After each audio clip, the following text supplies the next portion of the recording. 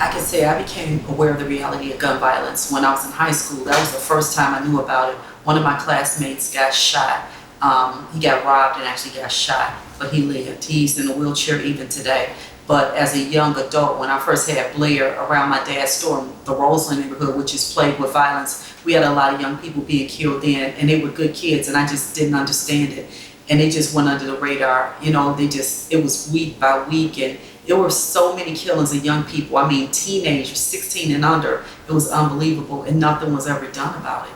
I always went to funerals, but I always tried to keep my son safe, hoping that it would never happen to him. I raised him right with his dad, and we made sure he knew about gangs, guns, and drugs, and how not to be influenced by people or be around people like that. But you can do all the right things in the city and still not save your child from gun violence.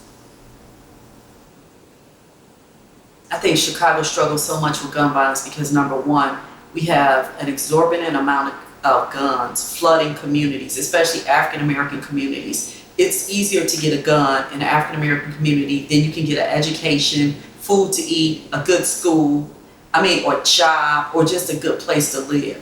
And it's so frequent that they're flooding our communities. No one seems to know in office how they get there, but all the young people know how to purchase the guns. I think that is probably the major problem in the city of Chicago.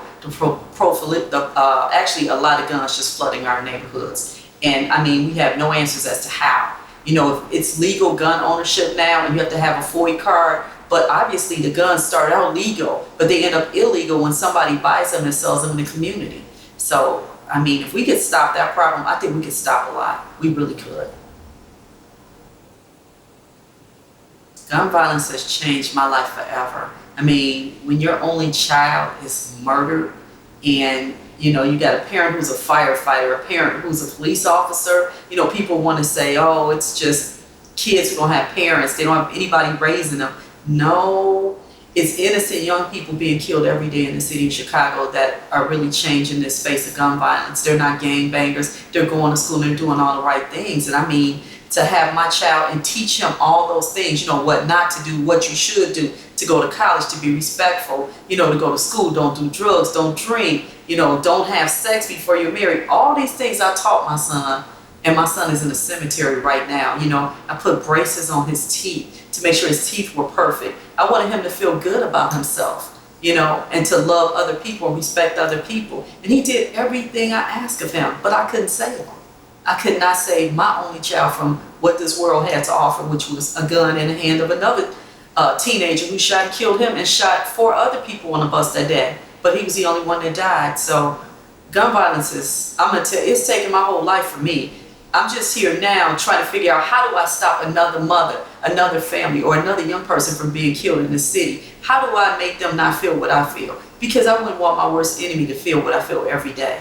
How do I struggle? How do I get up? How do I keep moving one foot in front of the other? I have no legacy. I have no grandchildren. I will never see their marriage. I will never see him graduate I didn't see him graduate from high school because his high school graduation was held in the same place his funeral was. And I'm just saying, it's all these things that people don't think about, And it's like, for what? My son is not here for what? Because a teenager had a gun in his hand, And they never even got the gun.